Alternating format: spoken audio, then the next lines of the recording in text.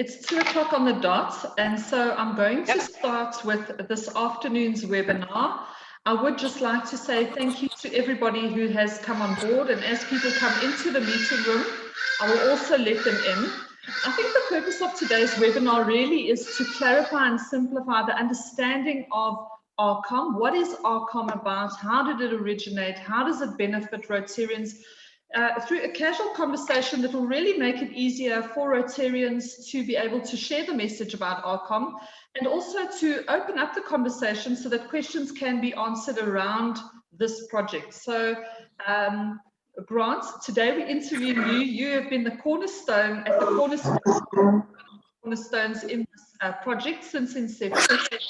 Let's kick off with the question, what is ARCoM? Because there's been some confusion around what the acronym is for. Tell us how it came about and what it represents.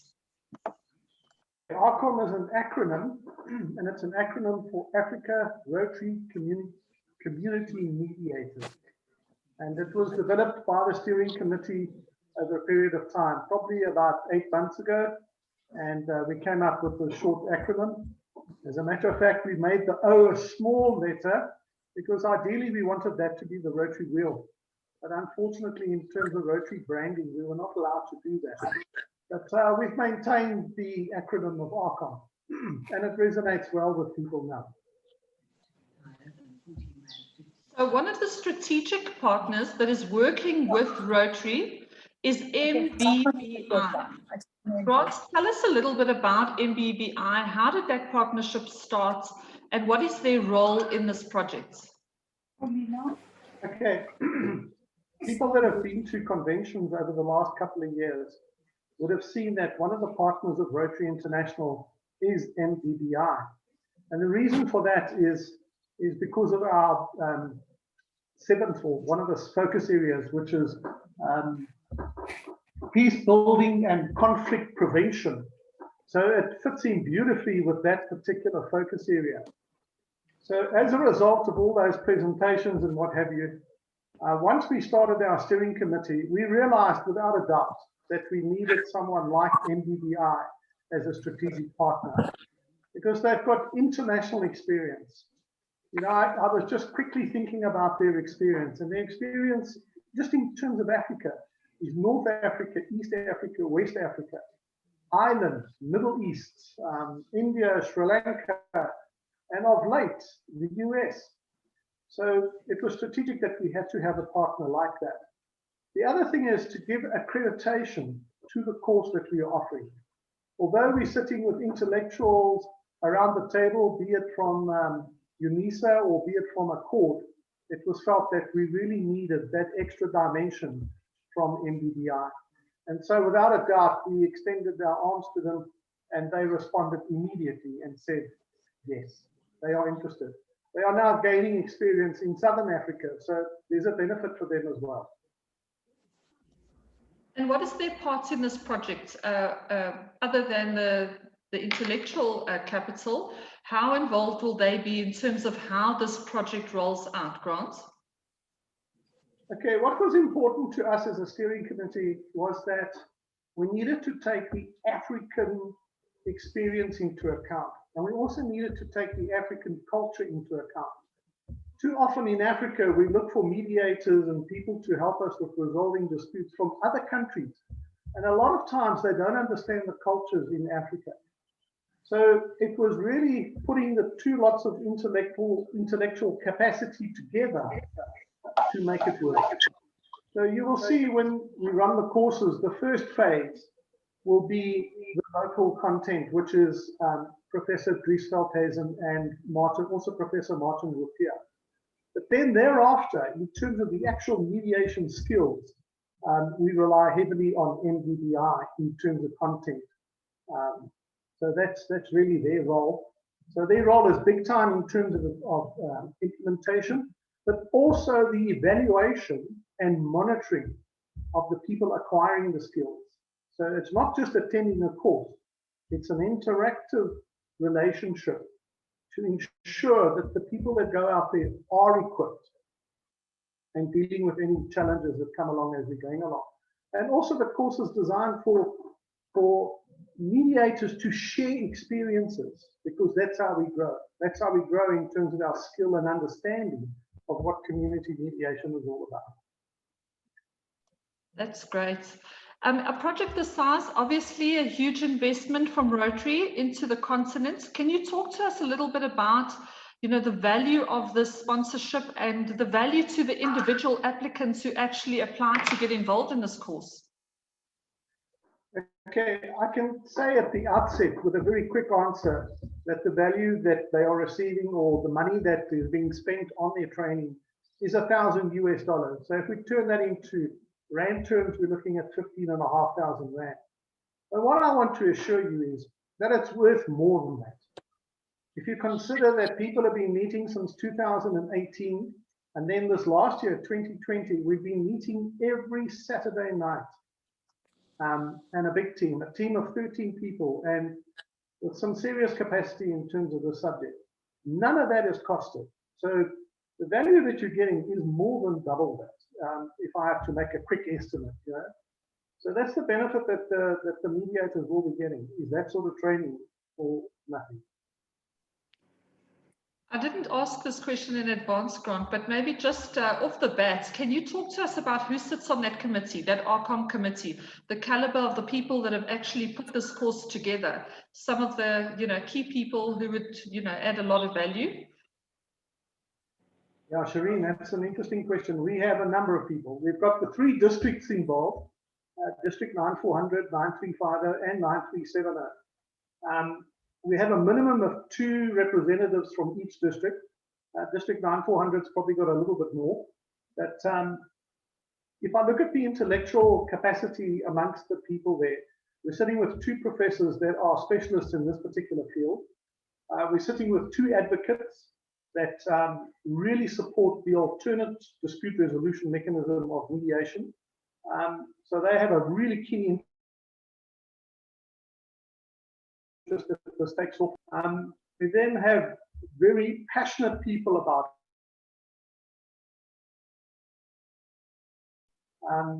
who also has a degree in peace and conflict prevention. So the capacity is unbelievable. And then if you look at the other Rotarians in it, many of them are district governors or past district governors. So the intellect around the table is really good. And then in addition to that, MBBI are also in attendance at each and every meeting. And I want to say to you, we have the CEO attend, and then also her second in charge, we call him Scotty, but his name is Scott Martin. He also attends with a wealth of knowledge. So it's a serious committee, well represented. That's fantastic, Grant. And in terms of the people who could apply for this course, who are we looking at? Rotarians, non-Rotarians, we've touched on it a little bit in marketing, but who would the ideal candidate be? Okay, we're looking for 2 sets of people. We're looking for Rotarians, and Rotarians are key because we believe that the Rotarians will ensure the sustainability of the project, taking it forward. So we have created capacity for 30 Rotarians across those 3 districts to apply.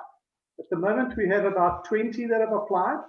Unfortunately, at this particular stage right now, as I stand in front of you, we don't have any funding from them, so there will be a contribution that they will have to make. And I sincerely hope that the clubs are going to support them in that. But then in terms of the balance, it's 70 community mediators, which come from the community and what we would refer to as non-Rotarians. Now there we're looking for people that are working in the community. In other words, they are working with communities, they understand the dynamics of their communities, etc., etc. We're also looking, and you can also look at churches, because when it comes to conflict, you'll find that churches are also involved. There are some legal practitioners that like to get involved with this sort of thing. That's great. An example is the advocate Siam Boda. She does it on weekends, and she gets appointed by the courts. But you also have social workers that get involved. You've got psychologists that get involved. And then really just people that are passionate about their community, that are community-minded and want to resolve issues, because there are so many out there. It's great, And Grant. the big thing, Yeah. sorry, Shereen, the big thing is we want to upskill. In other words, there are a lot of people that are doing this, but without the skills. So the intention is also to upskill them in terms of what's required in terms of mediation. It will make them more effective. That's wonderful. In terms of the commitment, Grant, what kind of commitments are we looking for from the people that apply to do this ARCoM course? Okay, the first commitment that comes along is the fact that they have to attend lessons, and they have to attend lessons on a virtual platform. That is going to be starting, we're going to have 3 sets of classes. The first set of classes will start in February, and it starts on the 15th of February. And it's for 2 weeks, but it's from 2 o'clock in the afternoon until 6 o'clock in the late afternoon. So that's 4 hours. So it's 4 days times 4 hours in the first week and the same in the second week. The Friday is kept in abeyance in case the students or the applicants don't get through all the material during the week. So that's the first commitment they have to make. The second commitment is to attend monthly meetings in terms of their progress. In terms of what issues that they come across and how they dealt with them. It's a matter of sharing experiences, etc., etc. And then right towards the end, it's all about monitoring, evaluation, accreditation, and issuing of certificates and that. So we've estimated that it's possibly 56 hours in total of academic study and attending meetings and that sort of thing. But in addition to that, we would like each and every mediator to go out there and get 100 hours experience in their communities, resolving disputes and gaining experience so that they become what I would say is a seasoned mediator. I can use that word. That's lovely. I mean, it's not a lot of time for a lot of gain. 56 hours is next to nothing. If you think about what people will walk away with, absolutely fantastic. Grant, in terms of the curriculum and what will be presented in terms of subjects or modules, what can you share with us today? Okay, what I can say to you is it's divided up into 3 phases. The first phase is Introduction to Community Mediation. And I'll just read out some modules to you that you get an understanding. It says here, Introductions, the philosophy and the theory of peace building and community cohesion. And then some case studies. So they'll actually go through some case studies. Then the next day is to deal with preventing, managing, and resolving violent conflict in Southern Africa. Cross-cultural awareness, very important. Also, case studies. Then if I look at the third day, actors and issues mapping, dynamics, structures, networks, causation, in other words, what's the link between them, and also case studies. Then the fourth day is emotional intelligence, which is very important when dealing with communities, individual conflict styles, self-assessment, trauma-informed peace building, and once again, case studies. And then they move into the second phase, this is where MDDI comes in. And that is the phase to do with mediation skills themselves. There they will cover courses like design and implement community dialogues, various circle practices. The next day is convening, facilitation, assessment, evaluation. The third day is restorative justice, which South Africa knows so much about. And value-based approach, conflict coaching, okay? And then the fourth day is conflict transformation, multi-stakeholder engagement, and consensus building amongst those in conflict. So, and then we move to the third phase, which is post-training, mentoring, and practical experience and that sort of thing. And I won't go into that because I think it speaks for itself. But that gives you a taste of what the course is all about. It's amazing. To me, it's almost something I want to say every Rotarian should engage in, because we could all make use of these skills. I would imagine there must be at least 1 or 2 people that fit this profile in every club. So now that we have a better understanding of the course, can you maybe navigate us a little bit, Grant? Tell us, how are people invited to do this course? Where do they apply to do the course? Where can they get more information? Okay, the initial target was to engage the Rotary clubs. Because we're wanting to encourage this relationship between communities and Rotary clubs, that was our target market, was to go to the Rotarians and to go to the Rotary Club and get the message out into their communities. And then at the same time, get Rotarians to also sign up to the cause. And so those Rotary clubs could become catalysts for building peace in their communities. So we feel that relationship is very, very important. As a matter of fact, in terms of criteria, that's one of the things that's key, is that whoever signs up from a community must have the support of a Rotary club. And I mean that because the Rotary club should also support them in terms of what they do. If we get that right, which I think we will, and that's what I think the model is all about, then I think it will become sustainable and we will continue being effective. But the big thing I also want to say to you is that this is the centennial year. And so at the centennial, we're going to reflect on the past and we're going to talk about the future and all that sort of thing. But we also need to leave something as a milestone. In the centennial, we left Southern Africa with 100 trained community mediators. And I think that is a very powerful statement. Absolutely. No, it is. It's very significant. And I know that DG Anna Maria spent a lot of work around raising up 100 of many things. That has been clearly stated from the beginning. So it is very exciting. I believe mission should be easily accomplished. My last question for you today, Grant, before I open up the floor to everybody who's taken the time out to just understand the project better today, is to ask you, and now what? You have the accreditation, you've done the course, a wonderful sponsorship for that individual, 15,000 Rand plus worth of value. Where do they plug into Rotary after that as a Rotarian? And then where do they plug in if they're not a Rotarian? And how does this help us all with, building membership within Rotary, which is also one of the key objectives at the moment in Africa? Shereen, that's a very interesting question.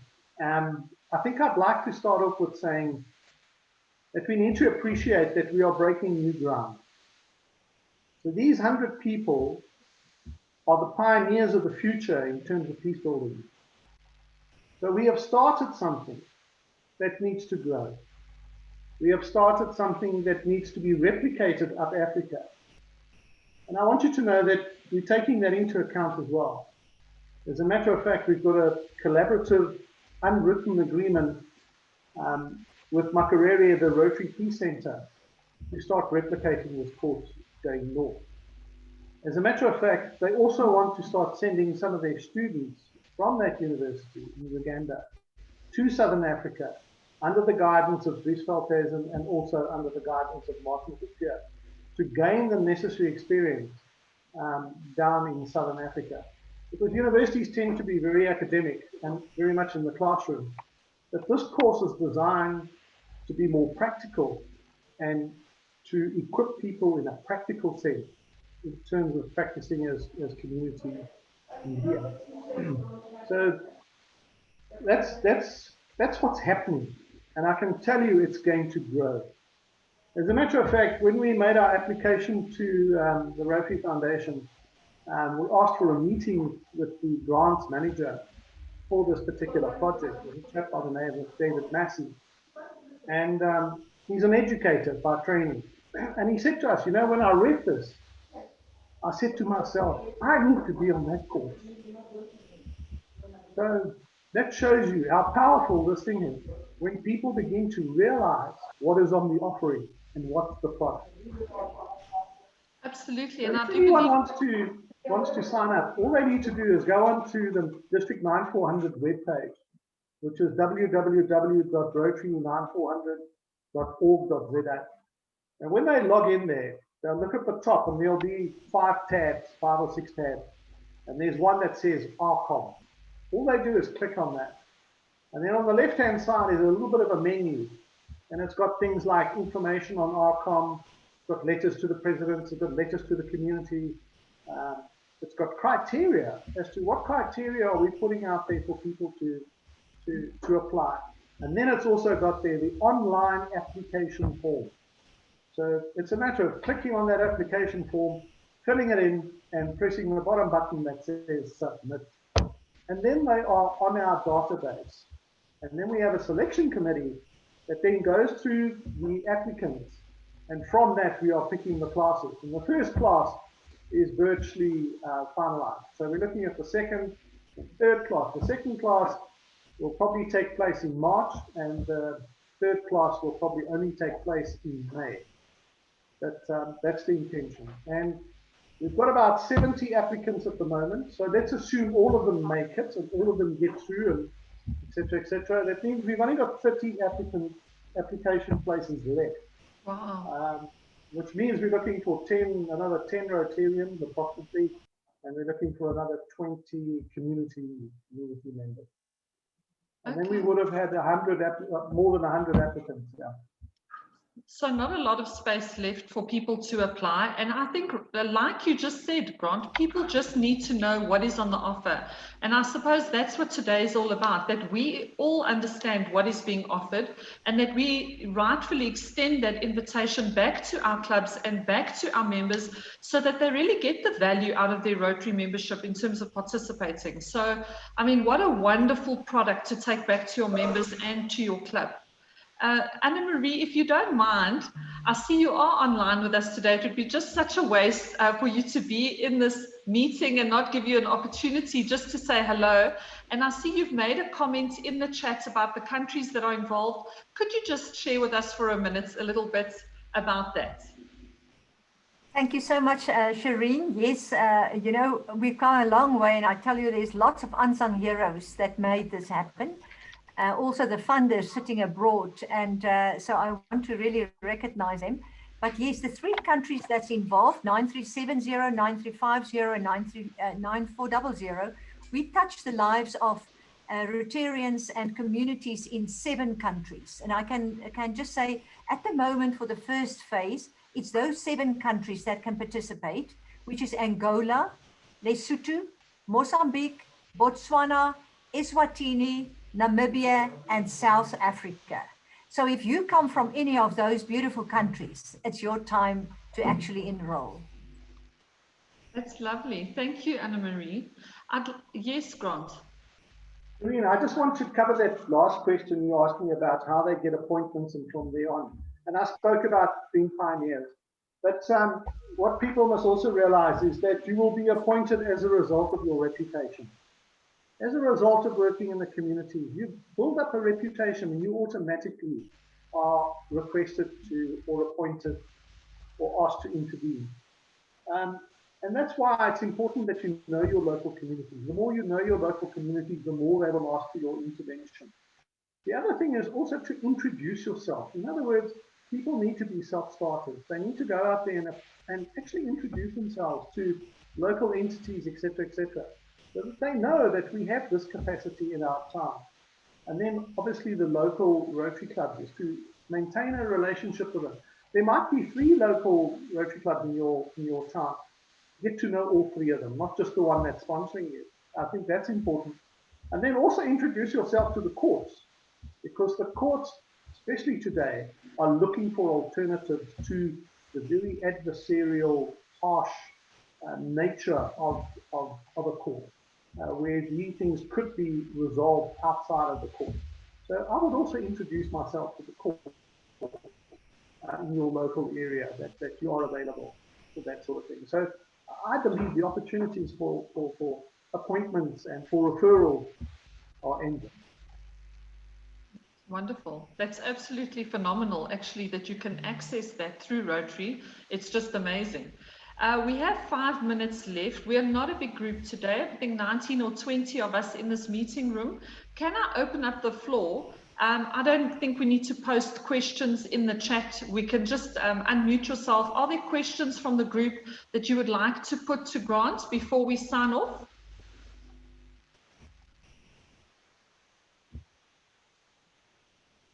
No? Okay.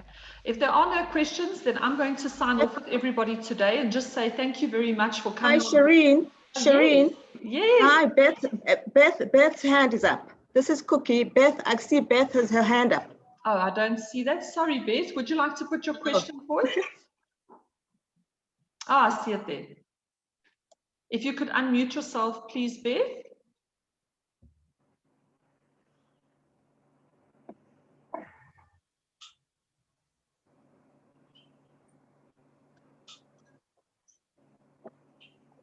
Hi, Beth. I see your hand is up. Would you like to unmute yourself and ask your question?